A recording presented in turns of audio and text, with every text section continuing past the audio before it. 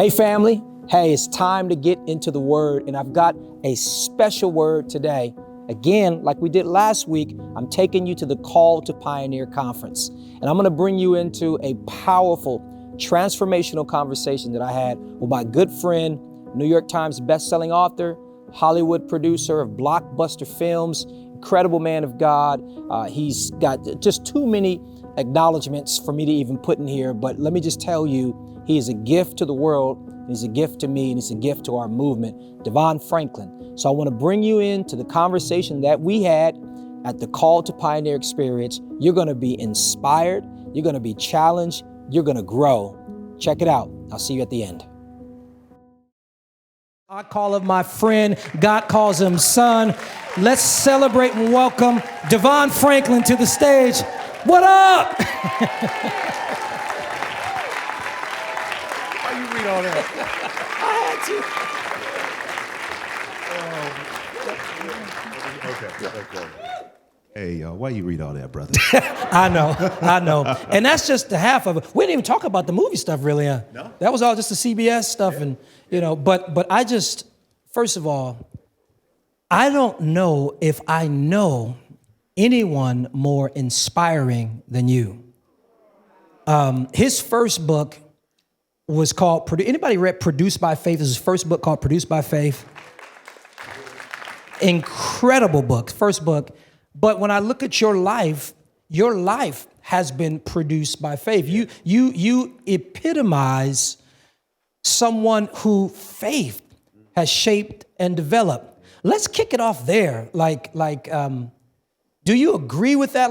Let's talk about how faith has produced the Devon Franklin that we're celebrating today. Yeah, no, first of all, are y'all enjoying the conference? Give it up for PT. Come on now.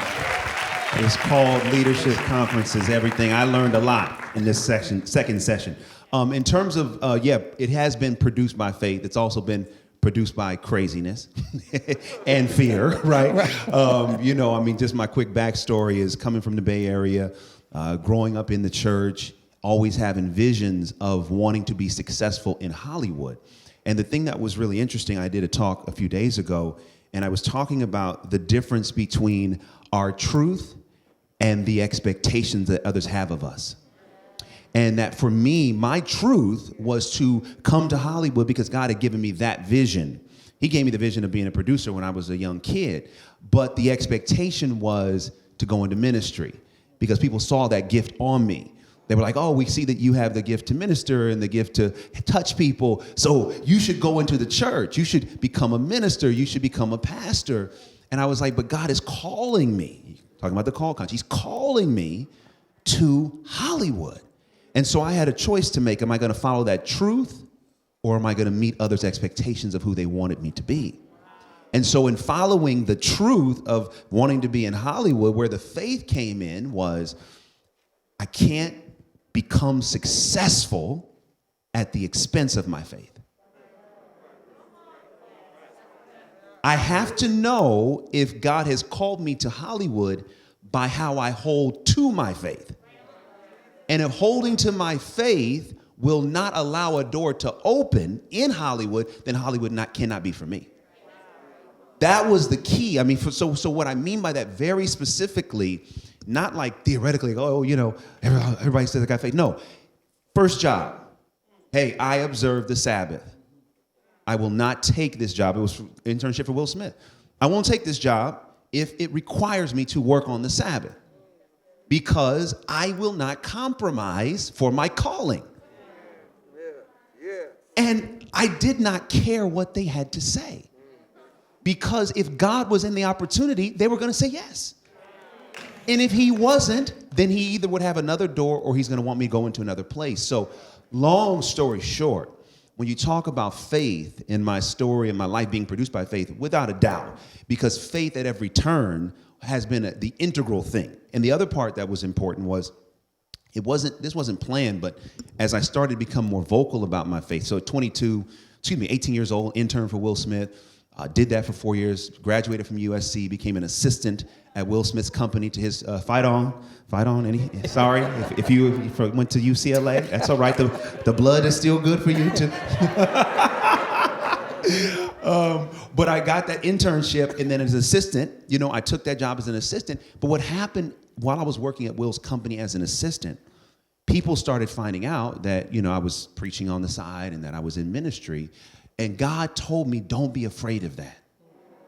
Because I'm from Oakland, and my uncle called me when I was 22 and asked me to come up once a month to preach for him in East Oakland, once a month. And I didn't want to do it. Because I'm like, I just got my start in Hollywood as an assistant. I'm starting my career. I don't want to do it. And God was like, don't be afraid of it. So I started going up once a month. People at Overbrook, Will's company, found out. And what happened is people started to come to me, 22, 23, for prayer. We started to do Bible studies during lunch at Will's company, okay? Right? And the irony is that by embracing all of who God created me to be, that became what people started to know me for. And that's what started opening doors. Because people said, we don't know anybody else in this business who is standing that clearly in their Christian faith and still finding success. So today, having deals with Paramount, Netflix, and CBS, and Disney Plus, and Audible, and all these different things, it's only because standing in that truth and honoring that faith. Okay. That's just powerful. And first of all, before I met you, and I think I met you 11 years ago or so, before I met you, I had heard of you. And I didn't hear of you through the church world. There was Lupe Fiasco's manager was like, yo, man, he knew I was a pastor. He's like, yo, man, there's this preacher, man. He's like an executive at MGM, but he's a preacher, man. And so your reputation was moving outside of church circles. Now, I always call, and I've called you this for years, like some people do signs and wonders, and some people are a sign and a wonder. Particularly if you're in Hollywood, and sometimes not even just Hollywood, just corporate America in general, there is a argument or a belief that you can't share your faith, or not even share your faith. It's not cool to even admit that you have faith. And there is this idea that you have to be in the closet with your faith, but it's actually, first of all, just to survive. Yeah. But in your case, it worked actually in the opposite direction. You vocalizing your faith actually pushed things forward. Yes. Absolutely. I mean, it's interesting because it's two things, and it's important, right? So if I'm just walking around saying, hey, I'm a Christian, I believe in God, people are going to be like, and. Right. The key that is so important from day one to this is, my uncle, who was the pastor, really instilled in me hard work and excellence. And service.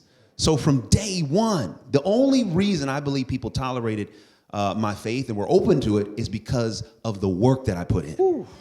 And the excellence in the work. So again, going back to the internship, 18 years old, I got there early. They said, oh, we want you here at 2:00. I'm there at 1:45.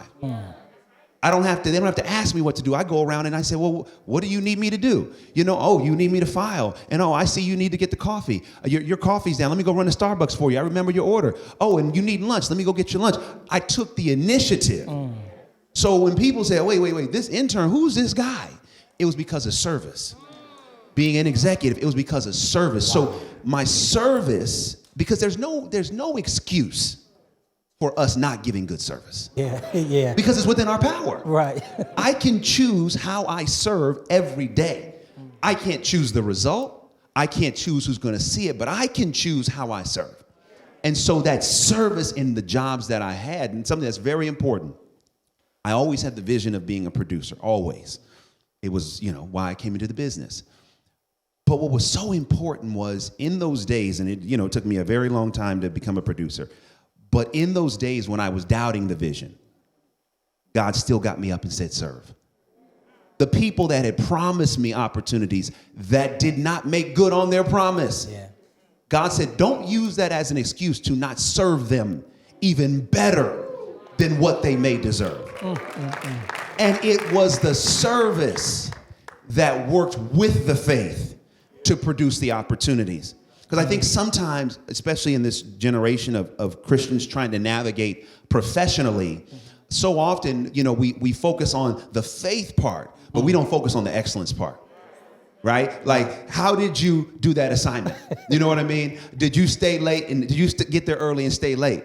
What is there excellence in your work? Does your work speak for itself? Because a lot of times we want to tell people what we want to do. Let me see it in your work. Yes. Because see, I have a staff and I can tell who's on and who's not. Yeah. Why? By the pride and the excellence they put in their work. So it was service, it was a commitment to excellence, and it was faith that really were the things working behind the scenes to help give me a foundation for success. That's powerful. So you've had an incredible trajectory. It didn't start, you started as an intern for Will. You became a junior executive over at MGM. Then you became, I think you may have still been a junior. I don't know if Sony bought in. I don't know what happened, but then work your way up. So there is this, and you may have heard the term, we know the term entrepreneur, but there's another term, intrapreneur. And the intrapreneur is someone who works inside of an organization with some degree of autonomy to enhance and make that organization better. But your ultimate destination was ultimately to be a producer, to be an entrepreneur. When did you know it was time to step out, to move from being an intrapreneur to an entrepreneur? Because some people here, I'd imagine, are still working their jobs. You have a dream about your company and your business, you're still working your job, but kind of what were some of the signs or what were some of the promptings that gave you the faith or gave you the confirmation to take the step from intra to entre? Okay. I know we got short time, so I'm going to try to be... take time. I'm going to try to be brief. Because this is I wanted to walk you into the story, okay? Yes. So again, I had the vision when I was a kid to go to Hollywood and become a producer. So at 18 years old, majored in business, minored in film. And by the way, I got rejected from the USC Film School as a major, right? But this is why God is so good. Because we have a plan. In order to make it in Hollywood, I need to be a major in film at the USC School of Film and Cinema and Television, which is the best film school in the world. That's what I told myself. They said, Devon, we don't want you. Now, mind you, because I wasn't a film major and I was a business major, I had more time. I was able to do an internship my freshman year for Will Smith. Wow. That laid the foundation for everything that I've had in my career. If I had been a film student, I would have never be sitting in front of you in the way that I am now. The rejection was his protection. Because if I had my plan, I wouldn't be here right now. So important, because when you have these visions, we misinterpret rejection. Well, it's not going to happen. No, it's going to happen. It just may happen differently than how we see. Ooh, wow. Because God doesn't always give us He will give us the vision, but He doesn't always tell us how. Wow. And we try to manipulate the how. That's what I love what you were saying earlier, right? There's a difference between when you try to manipulate things and when you allow and you get the vision. So long story short, I became the intern, 18 years old. At 20, my business major was, I had an emphasis in entrepreneurship. So for my senior thesis project, I did a business plan for my production company. At 22, I had the whole business plan worked out, the type of movies I wanted to make and everything. Didn't know that. Yeah, I did. 40-page business plan. It was all worked out. I was ready to go. At 22, I said, hey, I want somebody for my company. Crickets. Ain't nobody here sitting in front of my company. Who are you? I'm Devon Franklin. I just graduated from USC, and right? But I had the plan, and I wanted that producer's chair. I wanted it at 22. Did nobody want it for me? But God said, here's an assistant's chair for a producer. Y'all. Wow. I'm trying to talk to somebody right now. Because see, what happens is, especially in this generation, entrepreneurs and intrapreneurs want to get the vision, but then they don't want to serve anybody else's vision. Your receiving of a vision comes because you serve someone else's vision. Wow. Look at Joseph. He couldn't get the reception of his dream until he served somebody else's dream. Wow. And he also didn't worry about the timetable in which it happened. That's a whole nother story. Wow. So I didn't get anyone from my company. I took the job as an assistant. And every day, though, I didn't show up just as an identity of an assistant. I showed up as a producer in training. Wait. Because you talk about the mind. Wait. What you talked about at the beginning of this session was it happens in your mind. So if I go in with the mentality, I'm just an assistant, and when am I gonna get my company, and don't nobody see me, and all this kind of stuff, I'm gonna miss out on the opportunity to serve. I am in training. I am learning from the best. I'm working for the biggest movie star in the world and the biggest manager in the world. And I'm coming in and I'm learning. And so I'm pushing papers with excellence. When my boss would get in, his whole desk would be organized, and I would go in there and take off what he didn't need and put in place what he needed. Make sure his water was where it needed to be. Got the dry cleaning. Why? Because I'm in training. Wow. I didn't just approach it as, oh, I'm just an assistant. Right? But hold on, I gotta keep going. Oh, Devon. So watch this. This is really, really good. Watch this. Take your time. So I did that for 2 years, but here's the thing. When I took the job as the assistant, I was promised this promotion. That because I had been with the company for 4 years, they said, Devon, we love you. After 2 years, after a year, we'll promote you to become a junior executive in development, because I really wanted to get more into film. So cool, I took the job, did that, served. Now a year in, they didn't give me the job. Didn't even mention it. It was almost like the conversation never happened. So a couple months in, I kind of followed up, and there was no response. So in my flesh, I started to get depressed because I could only see my future through the lens of this opportunity. And when the promise was not fulfilled, I didn't know how to handle that. So I was like, oh man, what am I gonna do? So I started coming in the office depressed and angry and mad and frustrated. And God, what are you gonna do? And this went on for months. Now, I didn't let anybody know. I was putting on the facade. Oh, I'm good. Hey, how y'all doing? All that kind of stuff. But inside, I'm like, yo, God, what's happening? True story. After months of this process, one day I went into my cubicle, turned on my computer, and I just said, I can't do this any longer. So I went into the bathroom, closed the stall door, and I prayed. I said, God, if you are real, if your word is true, I am standing on your word right now. You have to move on this job today. So I left the stall. Later on that night, true story, my boss, he and I were the only two people in the office. He calls me into his office, and he says, Devon, I want to talk to you. I said, okay, cool. He said, Will and I, we love you. We wish we could promote you, but we can't, so we want to help you find a new job. Okay, now pause. Okay. Wait a minute. We want to usher you into your destiny.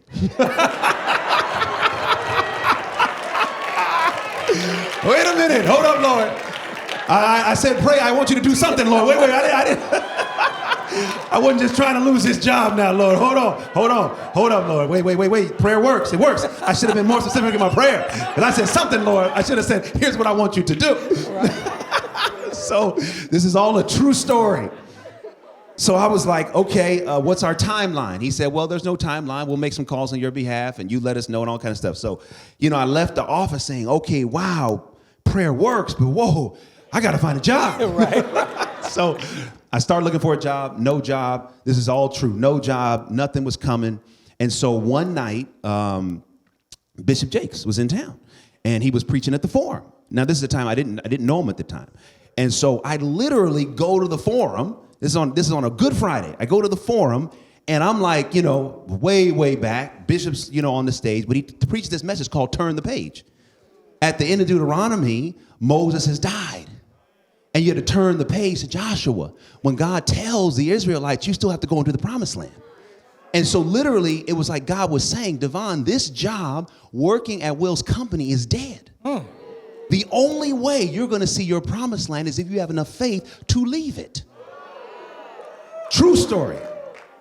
I mean, it's amazing that we're all so aligned, Yeah. It's unbelievable. It's all organic. So I go in on Monday. I put in my 2-week notice. And they say, Devon, what are you doing? I said, well, I can't tell you faith works if I'm afraid to try it. Because they were like, you don't have a job. I said, no. They said, where are you going? I don't know. I said, but I got to put in my 2-week notice. So they were like, all right, man, whatever. Fill out the paperwork, whatever. 2 weeks come. But here's the thing. In my pride and arrogance, I was like, in 2 weeks, I want God to give me a new job in 2 weeks. Right. So I can run up and down the halls of this company and let everybody know how good God is. Right. 2 weeks came and went. There wasn't no job. So I left unemployed. And I'll never forget on Sunday, a friend of mine said, what's it going to feel to wake up tomorrow? How's it going to feel? What he was saying was, you stepped out on faith. You have nothing to show for it. A faith walk is a fragile walk.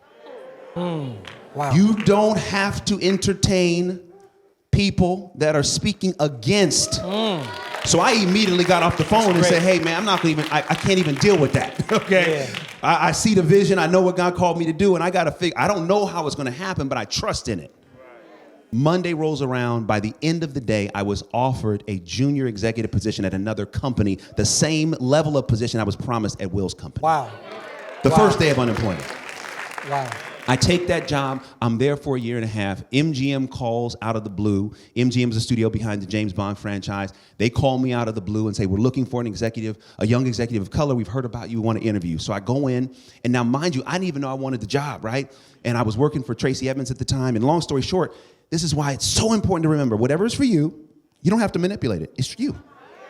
I went to the job interview at MGM dressed just like this. And what I said when I got in the interview was, so y'all want to talk to me? You called the meeting. I didn't apply. You said, you heard about me. Wow. So tell me what you want me to know about this opportunity so I can see if it aligns with where I'm going. I don't know who I'm talking to. Don't just be so obsessed with opportunity that you don't evaluate if it works for you too. This is all, y'all, this is all true. I'm trying to go quick. So I get in the interview for MGM. They offer me the job. I take the job. 6 months into being at MGM, the company is being sold. And everyone's going to get paid out of their contract. So I'm like, God, wow, you got a funny way of doing this. I could have stayed at my other job. The company gets sold. A month before the deal closes, I get a message from one of the senior executives. Amy Pascal, who at the time was the chairman of Sony Pictures Entertainment, the senior executive at MGM said, I have a message from Amy Pascal for you. This is huge. You don't have to worry about a job. You have one when the deal closes. Now watch this. How did that happen? Because when I was at MGM, we talk about service. I was the last executive hired in my department, but I came in there with a service mentality. So there was a senior executive who took a liking to me, and I worked on the film's Beauty Shop, and I worked on the film Be Cool. In the film Be Cool, it's a sequel to Get Shorty, they were looking for a song, because there was like the whole movie hinged on one song, because Christina Milian's character was singing a song in the film. So they had their music supervisors on it, they had all these people working on it, and I come in, I say, at the time, because I worked for Tracy Edmonds, I said, I have a relationship with Alicia Keys and her camp. Let me reach out to them and see if there's some songs Alicia did not use that might work for the movie. The song that Christina Milian sings in Be Cool is a song that I found. The executive said, wait a minute, who is this guy? We've been looking for months, and he comes in, and within a week, we have the song that nobody could find, and Alicia Keys wrote it. Service. Because I served the executive and made that executive look good. She was close friends with Amy Pascal, and when Amy Pascal said, who on the staff do I need to know about? That executive said, you got to know about Devon Franklin. because of service, right?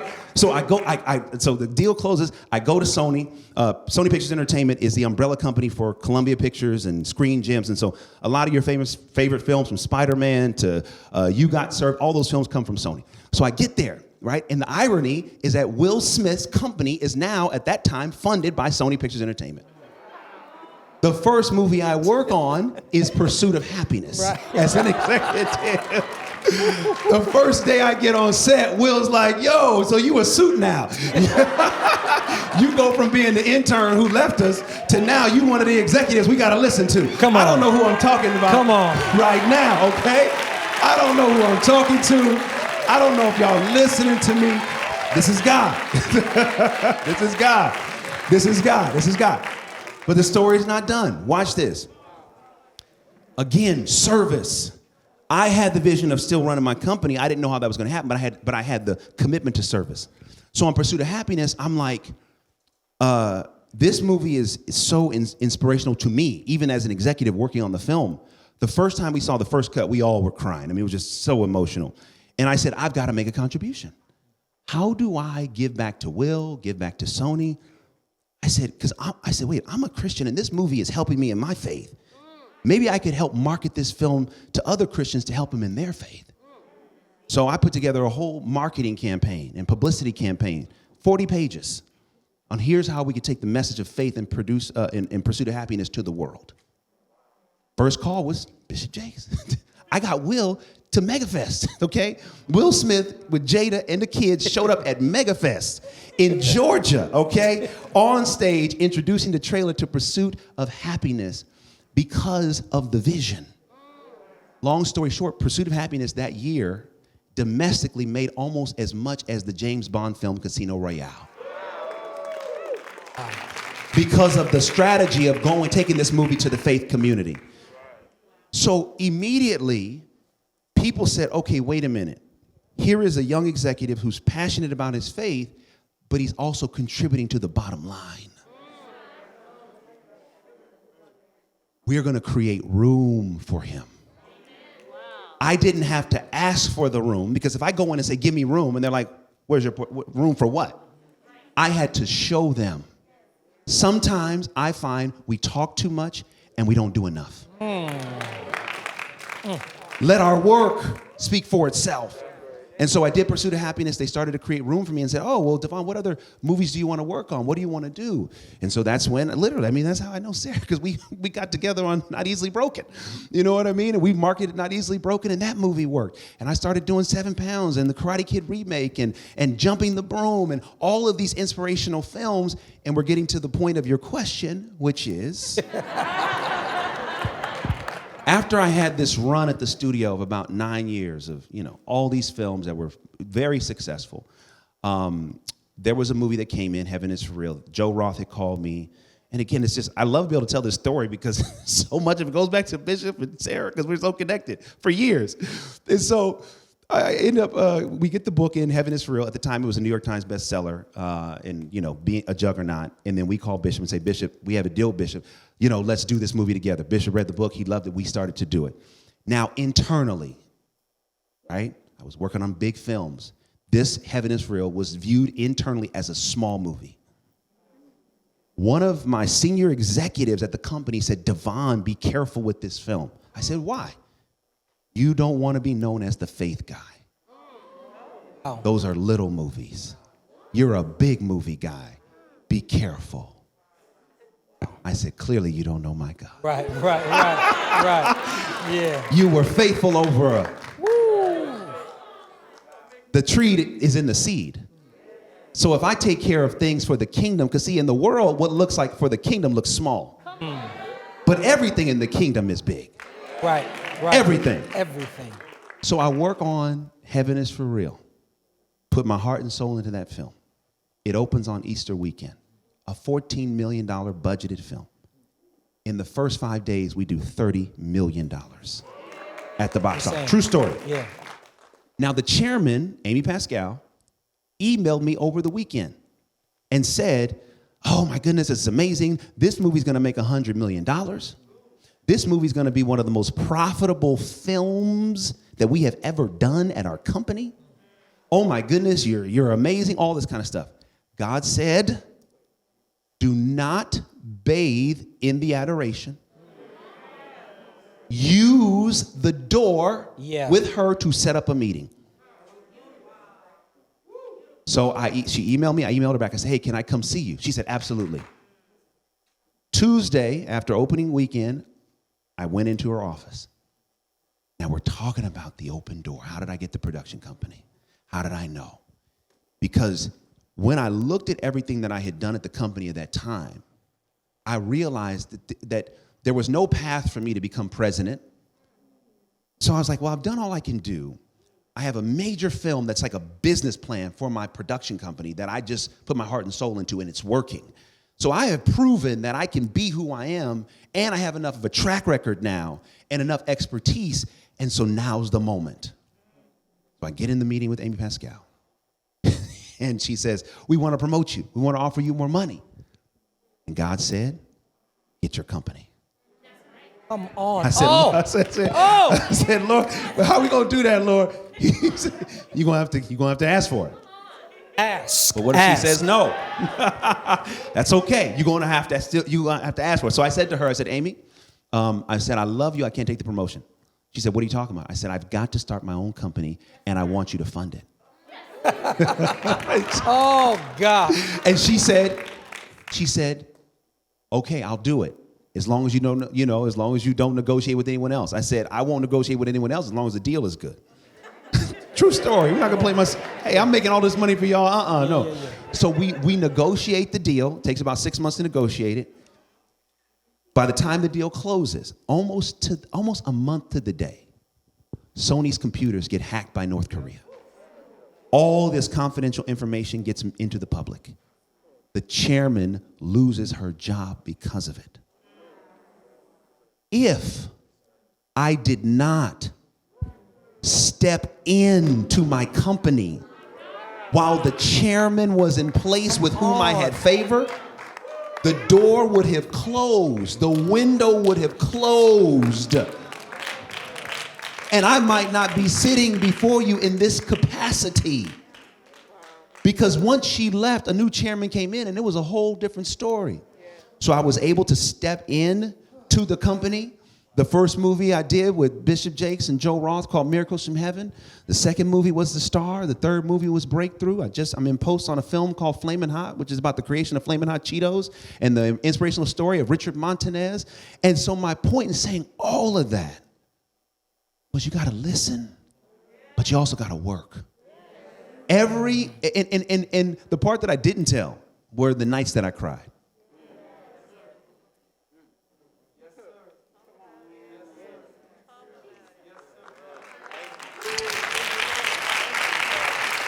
Nope. It's important because I don't want to portray a journey of ease. It's been a journey of faith, but a lot of tears.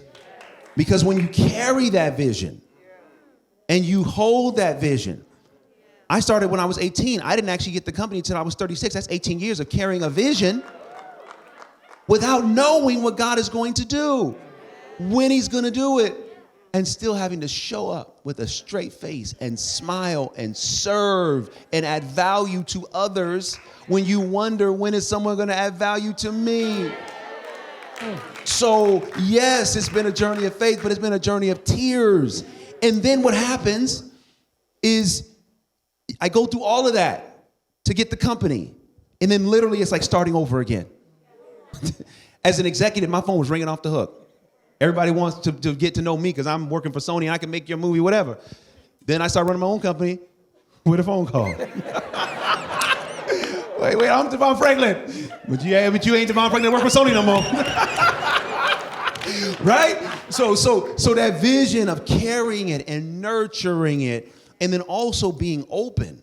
What you talk about in terms of ideating is so powerful. Because if I held on to the previous idea, I would miss the opportunity for expansion. God was like, yes, I'm going to have you produce. Yes, I'm going to have you do your production company, but I also want you to write. I also want you to do television. I also want you to be on TV. So sometimes as the entrepreneur becoming the entrepreneur, there is a temptation to worship the vision. God wants us to carry the vision, but worship him. Yes. The moment we worship the vision, we miss what he's trying to do. Because if God gave us the vision and we're faithful to him, why wouldn't he fulfill his vision for our life? He would, and he will. And so what I've had to learn even now is here, right? Like, okay, I'm hearing the vision, I'm seeing the vision, I'm allowing, but I got to allow God to do it. And there have been times, y'all, when I'm sitting up here worshiping my vision and God says, okay, cool, you can do that. We're going to slow up for a minute. Because if I move it any faster, you're going to think this was done in your strength. Wow. So we're going to slow it down, right? Because I care more about your character. I care more about your integrity. than I do about what movies you produce, what shows you produce. I care more about your heart than I do about who knows you, Devon. So if we don't slow this down, you're going to have more success, but with the wrong heart, the wrong character, the wrong integrity. And you will not be able to handle, when you talk about structure, it's not just an organizational structure, it's an internal structure. Yeah. That's why what you talked about yesterday, the why, the intent is an integral part of the internal structure that we have to harness the success. What is so important as we navigate being called, it's not just what you do externally, it's what you also do internally. That's why I love what you talked about this morning about the mind. I really want to challenge everyone listening to this. As much energy as you put into the vision you're trying to manifest externally, put that also into your structures internally. How's your heart? How's your integrity? Because also the thing that God challenges me on, man, there have been times I'm like, oh, Lord, why won't you do this for me? You know, why won't you do that? I'll even give you something very specific. You know, we're family. I'll tell you all what's going on. So I have a first look deal with Paramount. And so what that means is that Paramount funds the overhead for my company. So I'll just break it down really quick. So I have a first look deal with Paramount. I have a first look deal with CBS Studios. And I have a second look deal with Netflix. So what does that mean? So any movie project I have, I first have to give Paramount the opportunity to say yes or no. In exchange for getting the first look on anything that I want to do, Paramount funds my company. So they pay for all the overhead, all the staff. They pay for the entire office space, everything. And in order to normally keep your first look deals, you have to make content for them, right? Now, with the way that the pandemic worked out and all this kind of stuff, I made a movie, the Flamin' Hot film. I made it last year, but I made that for Disney. Right now, as it stands, what's today? February, 19th. I have not made a movie yet for Paramount. And my first look deal is up in November. In my flesh, we're talking about worshiping the vision instead of worshiping God. In my flesh, I'm like, God, what am I going to do if I lose this deal? What's going to happen? And I gotta make this movie. And what's going to happen? And God said, So, are you not Devon Franklin if you don't have a deal with Paramount? Can you not do what I've called you if you don't make a movie for them? Oh, I see. You're putting too much of your identity stock in an association with a company that tomorrow could be sold. Wow. He said, but if you keep your identity stock in me, you can go from company to company, it doesn't matter. So the reason why I share that is God said, stop worshiping your vision and worship me. He said, give me your deal and I'll show you what I want to be done with it. And maybe I have a bigger situation for you that if you would just let go of what I get. Because see, the Paramount deal comes from previous faith. Oh, God. Y'all not ready. Come on. Y'all not ready. Yeah, we are. You're not ready. You're not ready. You're ready. What I mean is the deal was signed 2 years ago. So that is a result of faith that I had before 2 years. Wow. So the current faith might be creating a situation that Paramount is too small.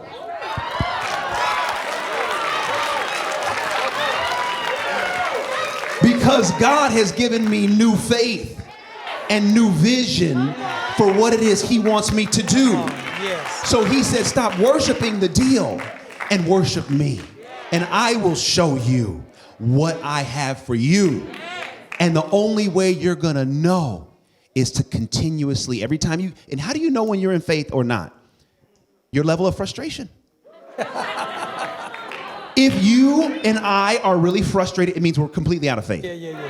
Because why would we be frustrated over what we know God is going to do? Wow. There's no frustration. Our frustration is when we doubt, when we're not certain, when we don't trust. That's where frustration is. So when you talk about ease and peace of mind, it's because I'm in faith and I feel and know what God is doing. I go back to 18 years old. I had to be certain that I was going to be a producer and just wait for time to catch up with my certainty. For 18 years. showing up, being faithful, serving in my certainty. Devon, are you going to produce? I am. I don't know when. Devon, are you sure? I'm positive because I know what God has said to me. So I'm going to stand in the certainty of my identity before my reality gives me any evidence to believe I am who I am before my reality gives me validation of that. Devon. PT, you better take over. Devon. Sorry, that was a long answer. That was a 20-minute answer, y'all. No. That was everything. So I feel something stirring. We've got questions, and please forgive me. I'm not going to do the questions because I believe that Devon can impart a measure of faith. I believe that. I believe, that in 1 Corinthians 12, it talks about the manifestations of the Spirit. And some people call it gifts of the Spirit, whatever. It's manifestation of the Spirit. My theology says manifest. Anyway, so which means that in the Spirit, there is faith. We have to figure out how to unlock it, but your life has been produced literally by faith. Yeah. So before we let you go, I'm going to say something that I don't want anybody to miss. And then I want you to pray. And we're going to cup our hands to receive something, because this is this thread of faith and really believing bigger is continuing throughout our meeting together. So I believe that Devon is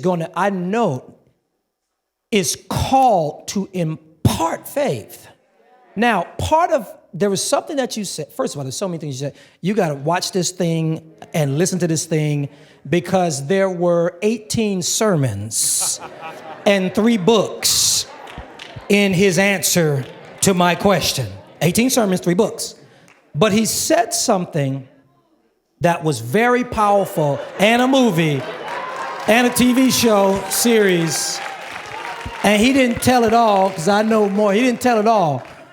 But when you talked to Amy, you went into Amy's office, and you asked. The power of the ask. The fear of rejection is one of the greatest hindrances and one of the greatest dysfunctions in the life of the destiny believer. The idea of being rejected was nowhere. It may have come up, but it was so squashed by the power of belief. And if you're going to be everything that God has called you to be, you have to get past that fear of rejection, because you are going to have to ask somebody for something. But here's the thing. You think about Jesus. It says that he grew, watch this, in wisdom, in stature, and in favor with God and man. Yes. Which means that I know we say all we need is Jesus, and that's true, but Jesus operates oftentimes through the open doors that he gives the keys to man in. But if you don't ask, if you are not sensitive enough to know what you want, and if you don't ask, if you wouldn't have asked that question, shunning any fear of rejection, if you wouldn't have asked, and asked right there on the spot when you were supposed to, we would be having a different conversation. That's important, the power of the ask and getting over the fear of rejection. Can I interject on that part? Yes. The thing about the ask, which was so important, was two, it wasn't that I wasn't afraid. It was like, okay, I'm just going to make my fear my to-do list. Oh, you got to break that down. You got to break that down. The things that I'm afraid of, those are the exact things I have to do. Oh! It was like, yo, you afraid of asking? That's what you got to do. You got to ask. And the only way you're going to know if it's right is if God is in it. The other part that was so important is I was asking from an account I had made deposits in. Equity. I had equity in the account. I didn't go ask Amy Pascal, and I had not put anything into her account. For at that point in time, over 9 years, I had been making investments into her company, her division, being an ambassador, making her look good. So when it was time for me to make a withdrawal, my account was in good standing. Very important to not just make asks for accounts you have not deposited in. Because you would never go to an ATM expecting to get money if you haven't put anything in. Right. But it's the same thing. And sometimes it's not just the people that you've actually literally worked for. It's like this.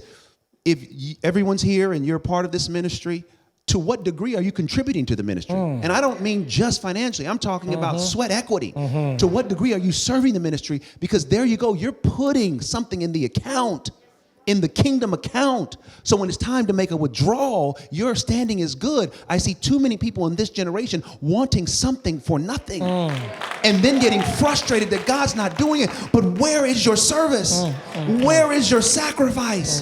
When have you sacrificed what you wanted because you were helping somebody else? So when it's time to ask, you are asking from a foundation of personal integrity because you know what you've done and you know what you can do.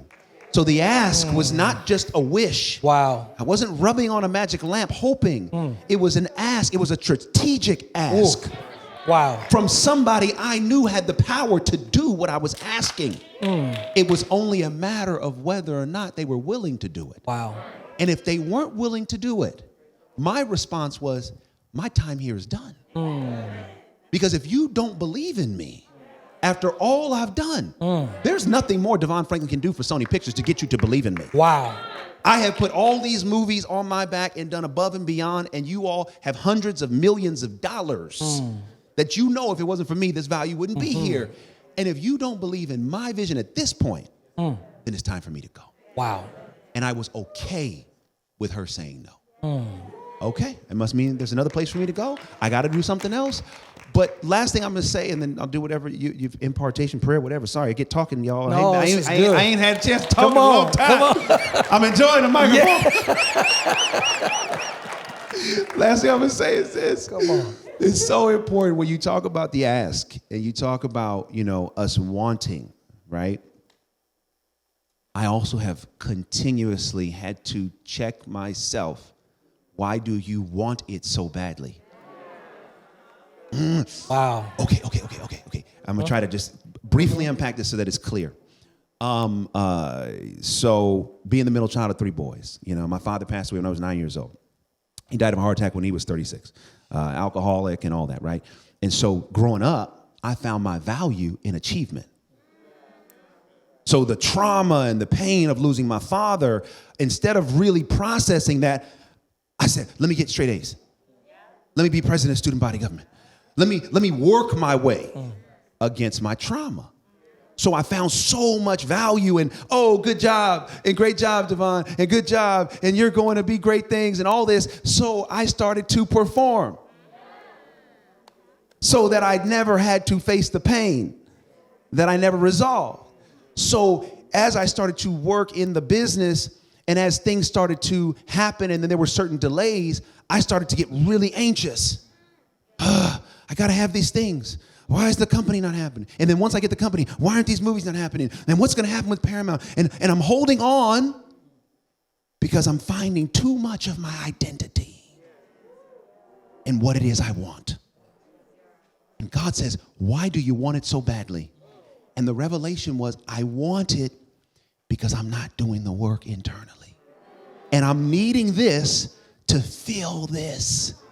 And God said, as long as you need that, as long as you need the movies, as long as you need the TV shows, as long as you need the deals, as long as you need the people to subsidize and supplement the work you are choosing not to do, you will never be happy. You will never be fulfilled.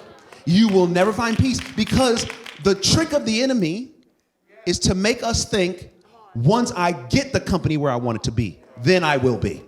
Fill in the blank.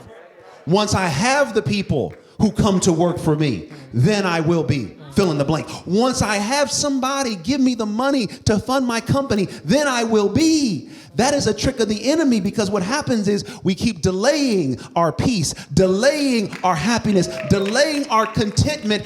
And once you get what you think is going to make you happy, I promise you it's going to be the greatest day of your depression. Because you're going to realize you sacrificed, you fought for all of this, and then you get it, and it's not exactly what you thought it would be, and you don't feel the way you thought it would make you feel. What was the lesson? Wow. God was saying, I don't want you to want it in order to know who you are. I don't want you to want it to subsidize the pain you've been through. Acknowledge that pain, heal that pain, and know that who I have called you to be is what I'm going to do. But don't want it so badly that you lose yourself over it. Don't want to become so successful that you lose who he created you to be. So I would just share as it relates to the ask. Search the heart. Why are you asking? And why are you stressing yourself out if for some reason you don't get the answer you want? Think about the word of God. There's so many stories in the Bible where one person thought it was going to be a straight line, but it wasn't. And what God said is, if you would just enjoy the journey, if you would learn to enjoy the experience with me. God says, I'm as much God in the valley as I am on the mountaintop. And you would learn so much more about me if you would appreciate your valley moments. Don't want the mountaintop so badly that you think it's going to make you, because it won't. It's the valley. It's the experiences that make you.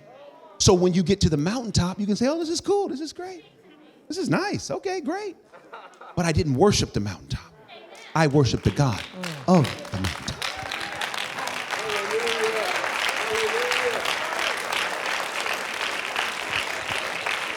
This is beyond, because not only is, and Devon, I got to tell you, what God is doing in you, there's a whole nother dimension of ministry and impact that's resting on you right now.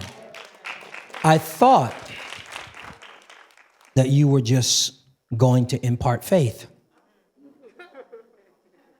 but you can impart healing.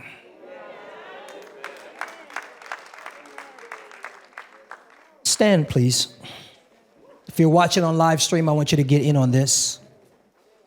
If I have a minstrel in the house, I would greatly appreciate them coming forward.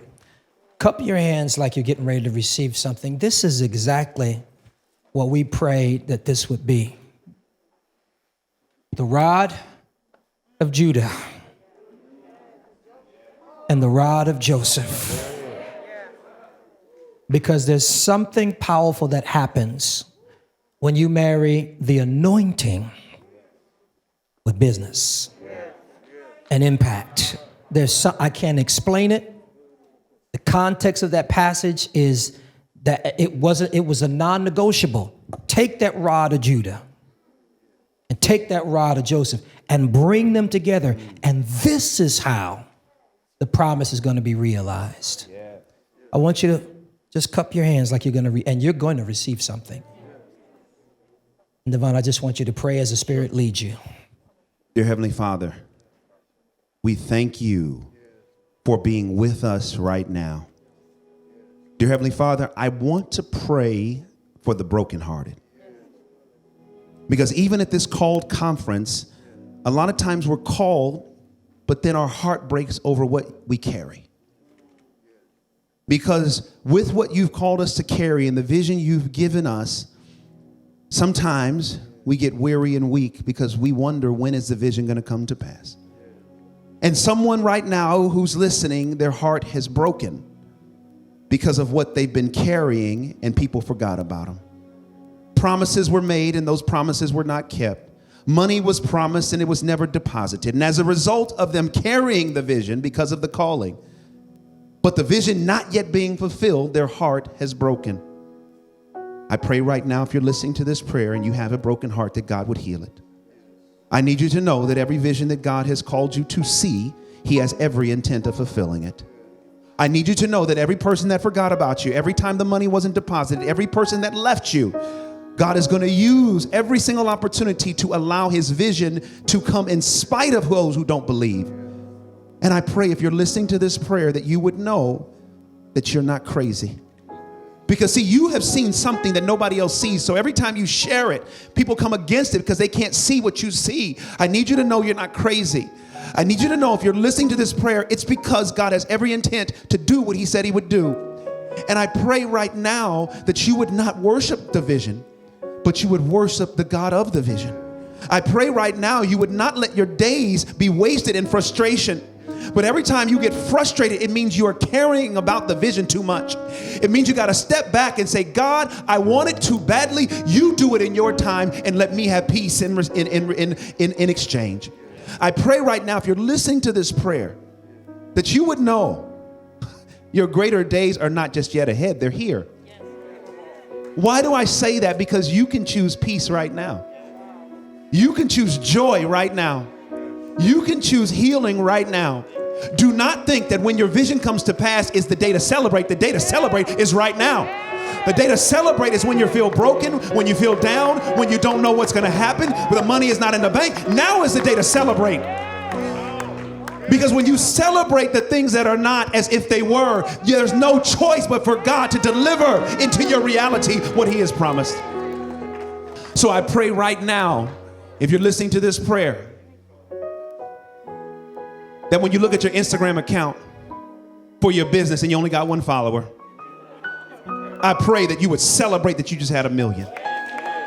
I pray that when nobody wants to sign up for your e-blast list, that you sign up for yourself and you say, thank God, I got one of the most vibrant email lists in the country. Why? Because I want you to get into a posture of faith. Stop allowing your reality to dictate how you praise God. God said we walk by faith, not by sight. So you got to get into the faith and start praising him from that place.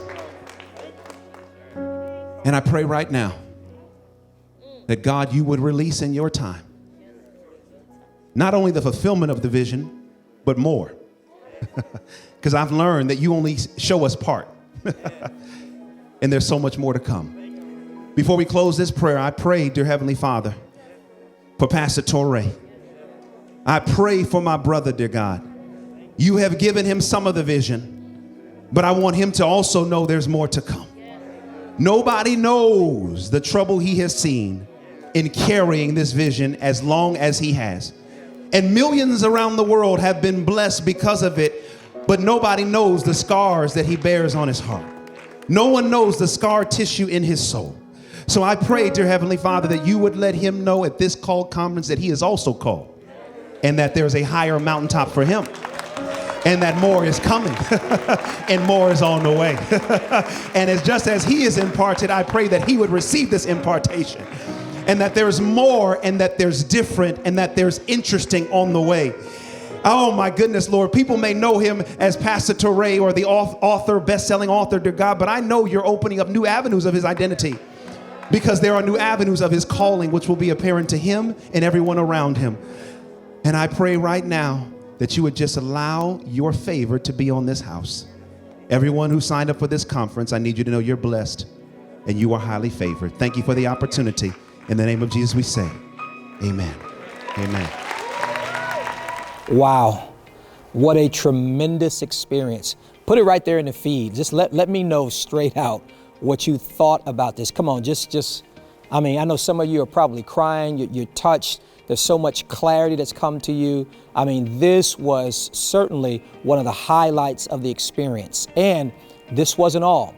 I brought you into last week's moment. That was the opening session. This was about the third session. The whole conference is a blessing. And you know, it's my heart, particularly for entrepreneurs, young people trying to get into business, trying to break into the industry, trying to launch their nonprofits. Listen, there are a whole slew of ways of being called to do great things for God. And it's my passion to not just raise up preachers and speakers, but to raise up entrepreneurs and business people and influential people so that they can take the gospel in their unique way all over the world. And so there are two options for you. One is a replay. I want you to get the entire experience. This, as powerful as it was, is just a fraction of what took place in those 2 days. And so there are instructions on the screen. There's a QR code. There's a text. You can just follow the instructions on the screen and you'll be directed to the replay where you can watch the entire conference for 3 months. You can watch it, just feast on it. Take your time, feast on it. It is going to bless you. If you missed it, now you didn't. And then also, the Called Leadership Conference 2023 is now available, and there's an early bird registration discount. Trust me, once you experience the Called, you will never miss a Called experience again. And so those instructions are on the screen as well.